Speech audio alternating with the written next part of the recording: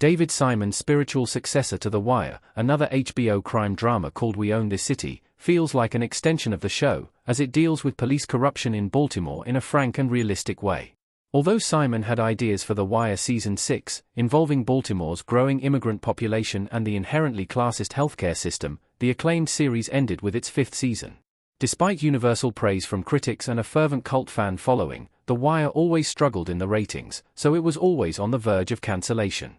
But in the years since The Wire ended, HBO has maintained a close working relationship with Simon and produced a handful of his subsequent projects. He reunited with the network for Generation Kill, a miniseries about the US invasion of Iraq, Show Me a Hero, a miniseries about the tumultuous political career of former Yonkers Mayor Nick Wasicsko, a TV adaptation of Philip Roth's The Plot Against America, and the four-season drama Treem, about the aftermath of Hurricane Katrina. But the Simon project that feels the most like a sequel to The Wire is We Own This City. We Own This City is David Simon's spiritual successor to The Wire. It's a shocking true story about police corruption in Baltimore. In 2022, Simon and frequent collaborator George Pelecanos penned a TV adaptation of the non-fiction book We Own This City by Baltimore Sun reporter Justin Fenton. The limited series chronicles the rise and fall of Baltimore PD's gun trace task force as it became mired in corruption. The story is told through the eyes of Sergeant Wayne Jenkins, played by John Bernthal in one of his best performances. Jenkins was one of 8 officers convicted on corruption charges in 2018 and 2019. As he struggles to get by on his wages, he starts stealing cash from crime scenes. A soberingly realistic police procedural set on the mean streets of Baltimore, one that doesn't shy away from the ugliness of unethical policing. We Own This City essentially plays like The Wire Season 6.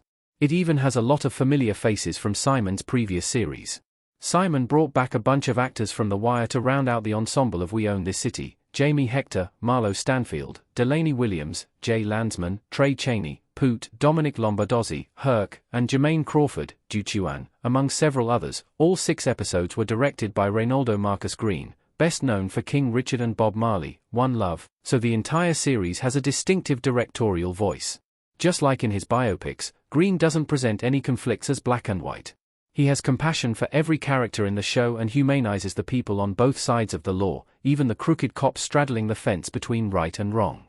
This all-sides perspective is what separated The Wire from other police procedurals, and We Own This City shares that nuanced perspective. We Own This City uses all the storytelling tricks that The Wire avoided. The Wire avoided fancy filmmaking techniques. While the tone and subject matter of We Own This City are perfectly in line with The Wire, the technical aspects of its filmmaking are very different. The Wire told its story as linearly and as straightforwardly as possible. The goal was for it to feel as realistic and naturalistic as possible, so it would almost play like a fly-on-the-wall documentary capturing the day-to-day operations of police officers and drug dealers, and succeeded spectacularly. But We Own This City uses all the storytelling tricks and filmmaking frills that The Wire avoided.